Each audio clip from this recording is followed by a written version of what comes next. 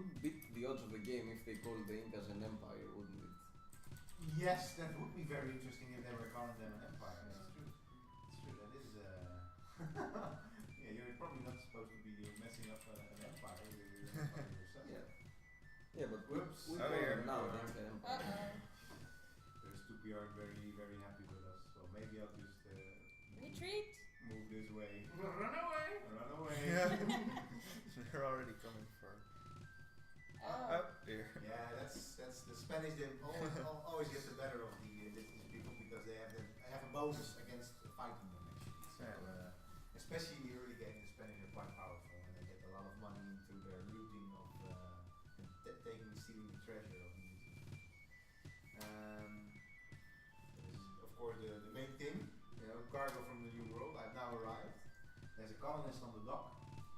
And I brought some sugar from the New World, which I'll be selling. You can see here the price for sugar is 4, and asking if I was buying it, it would actually be 6. So for selling, so get a bit of money in. So well, I haven't got that much gold, but let's see. Maybe I can recruit another colonist. Yep. Seasoned scouts. That's good stuff. That's good stuff. So all right. Normally I would also like to buy a bit of tools maybe or some more muskets or horses, but my scouts and will be heading to the Candy Kingdom again. I like how the main export of the Candy Kingdom so far is sugar. Yes.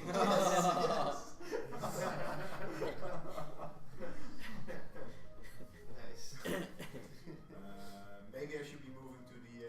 I've got another save game loaded up for the mid game. Sure. And This Fort Value is not going to last long. Are the Tupi not going to? Maybe we can see the Tupi destroy a village. well, we probably can actually. Alright, let's give him that pleasure. Alright, I'll just move over. I'll just go into the woods with my lowly. Yes. Tupi make a surprise raid. Oops. The Tupi chief denies involvement. Yeah. Also one of those sort of historical proofs that very often when a colony would be attacked, sort of the figure, the authority figure would always say, wasn't us. This happened in with the actually the very first settlement in the New World, in the Caribbean. Not in the New World because of course we had the Scandinavians going over there before. Right. But the first European settlement in the Caribbean, which was burned to the ground, was one that was settled by Columbus. And then when he came back on his second voyage, found that it was not there anymore. And actually, the chief denied all involvement. So in the array, there you go. Okay. I don't think it will end. Yes, maybe there's a slim chance that will survive. You have one brave versus one colonist, and they both get a 50% attack bonus. Yes.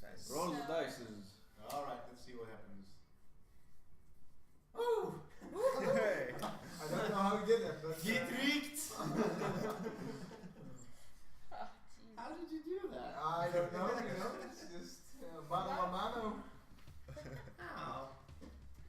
You hid behind your walls, and then There we go. I'm sure that this is going to Another be surprise raid. Yeah, another surprise raid. Wasn't that big of a surprise. No. Wow, these. Yeah, large quantity of sugar stone. Colonization. Yeah. oh, I you're think sure. actually for them to destroy Fort Value, that would. I don't think that happens. I can't remember actually. But we've got some scouts coming in and some carpenters, so theoretically we should survive. But you can switch. I'll go to the mid game, early mid game. I was a lot luckier actually with the early game. So I already set up. Fort Value actually here is located in towards the ends in near Inca territory. New Leiden, there right on the coast, and I've got Arisburg right here. Nice. All right. Okay.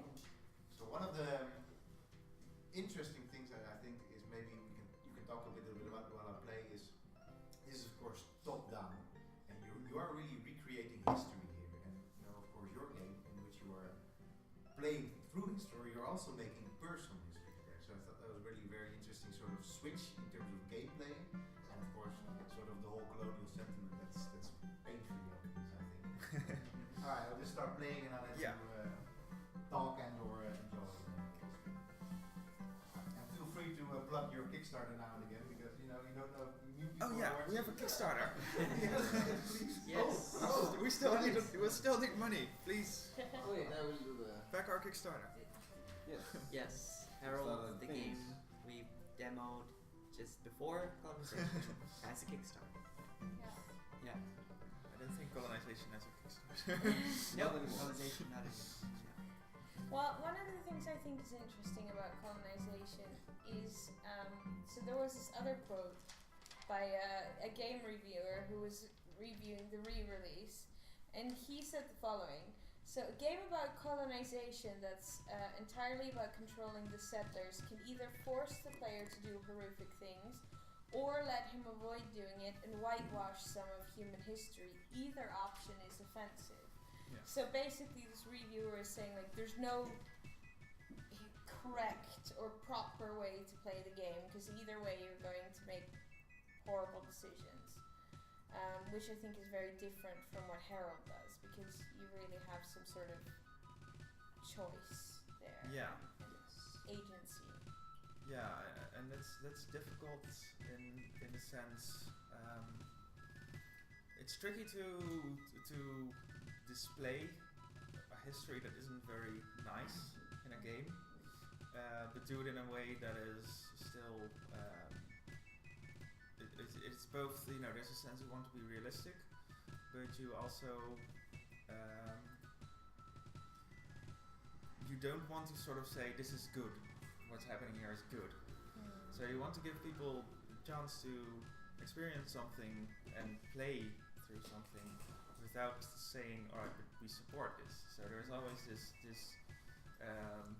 you want to display a realistic world and not say this is how it should be. And I think that an interesting thing about colonization is when I played it as a kid, I always wanted to be friends with the natives in the game and sort of make that work. But then you're sending them, the only way to sort of do that is to send your missionaries into their camps, and then now and then you get a converted native. And they are very bad at doing anything. Yes, So they it's are. offensive in many ways. Yes. Converted You're not native. producing food, and that's Yeah, that's- exactly. That's exactly the opposite of Herald in a way that we want to show that merely converting people is not solving Yeah. anything.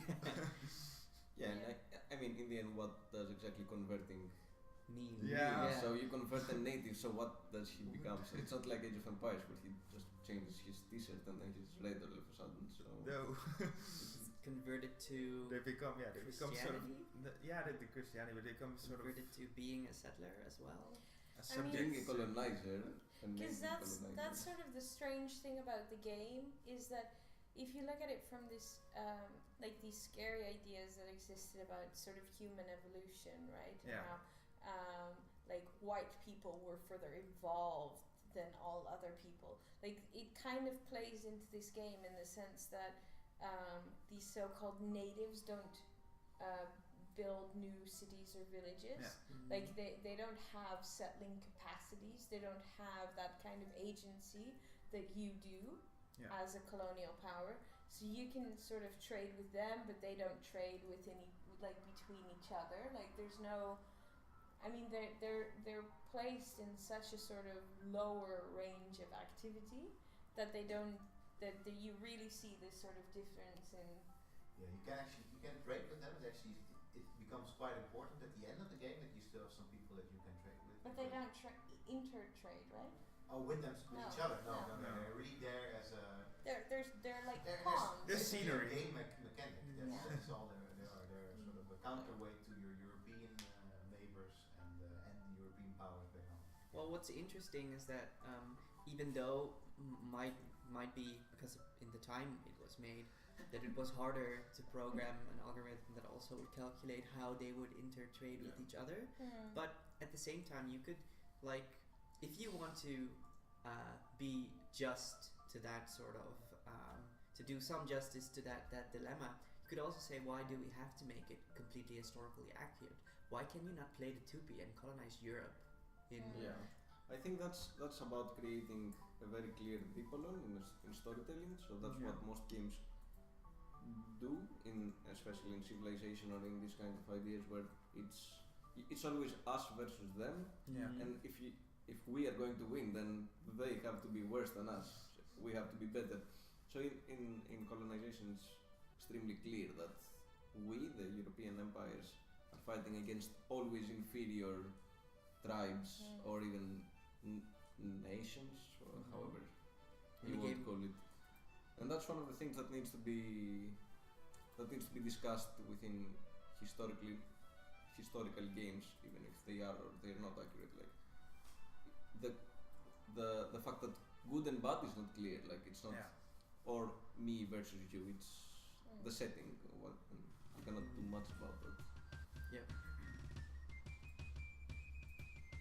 I always find it interesting that colonization has no slavery in it. The whole slave trade is sidestepped. It's simply not there.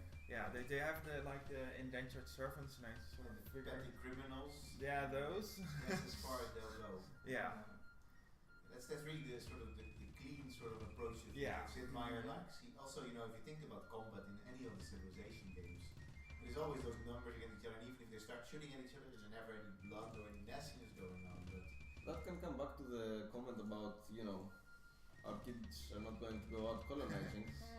The violence is one of the things. Like it doesn't seem bad because you don't actually see what you're doing. So you might be raiding villages, but you never see it. This is the interesting thing, which leads to another comment that I read by someone who was like, well, I'm not really bothered by the game it is now. Maybe if the settlers had an option to give measles-infested blankets to the natives, then I would be bothered. So it's exactly this sort of invisible suppression that's not bothering people. But that's actually what happened when, at the time of colonization, when it took place, people at home didn't really know what was going on. I mean, it was just, we're just going there. All these nice things are coming from those countries. Actually now, people are learning Christianity, which I'm actually going to be about to be attempting right now in the camp next to Arisburg. Let's see if they're happy with me. So let's see if the Irish down there we are.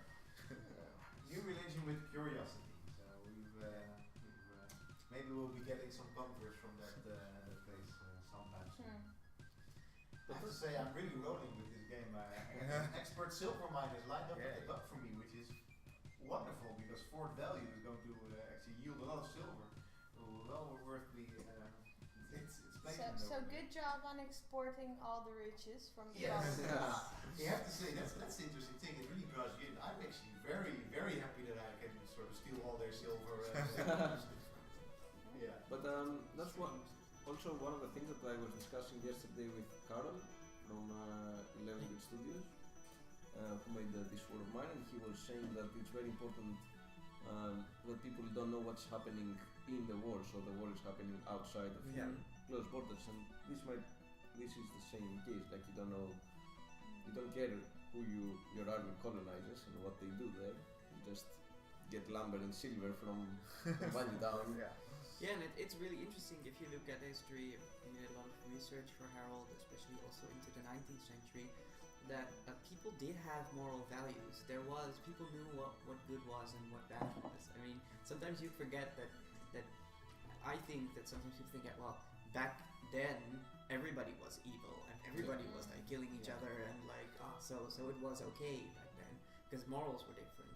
And while that is to an extent morals were different, you can see when you look at 19th century history that when the British public saw what happened in India on a larger scale, it started to change. And when the press, especially in the 19th century, developed and showed the horrible things that their leaders were doing outside in the colonies, public opinions changed, and that's why I think eventually many of those of the colonies themselves were eventually freed or you already see that in the Caribbean, actually one of the founding fathers that you can select for for your Continental Congress is Bartolomé de las Casas, who's also known as the Apostle of the Indians. And he's a very early figure that's an advocate for rights of the people of was there first as an encomendero, so one of those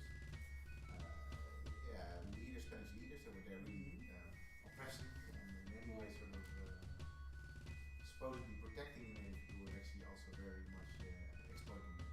And then he sort of had a change of heart and really started fighting for it. So there's also positive people like that in colonization. Yeah. But it is really definitely during this time where we're at the moment, 1526, it was a free for all in the Americas. So, what do you guys think if this game would have had like the triangular trade with the slave trade on the African coast involved in it? What would this game have looked like? What would people have? How would people have reacted to it differently? If it's just a mechanic, I don't think people would just. Do you think people would be more troubled if like they have like a ship and instead of shipping cotton and so on, they ship cargoes of slaves? I think it would have been a major outrage, I'm sure. I wonder, I don't know that, I think it's Europa Universalis, one of these strategy games. There they have, like you have resource nodes. And if you colonize certain parts of the world, which you can do, you can find a resource node that is slaves. And there is always, and I always think it's interesting also with this game because I kind of want to play that kind of game so that it makes me think about it in a different way. And the goal of the game may be a sort of conquest kind of thing, but it really leads you down through a road of very interesting subjects and themes that are brought up, and sometimes there's like something horrible going on presented in a very matter-of-fact way, honestly, like, very not engaging in a personal way, but alright, this is going on, you just made 2 points from doing something horrible, I don't know. And it gives a sort of, there's a sort of contrast there, a sort of interesting, to me, dramatic tension between, alright, this is what I want to do for the game, but this is horrible. So I always do think it's interesting when a game does that. And I think it's also, it depends on what the intent of the maker of the game is, because many games are made just with the idea of, we want to make a fun experience. But if you are a game designer that wants to incorporate these issues, because you want to make people think about them and what they mean to the environment and to the mechanics that are going on in the game themselves, and just not putting in because, I don't think slavery is fun and it shouldn't be something that's just like, let's add this to our game because it's fun. But if it's something that's like genuinely done to show what the mechanics of the world were like hundreds of years ago and how the slave trade worked, then you should be able to do that, of course. Why not?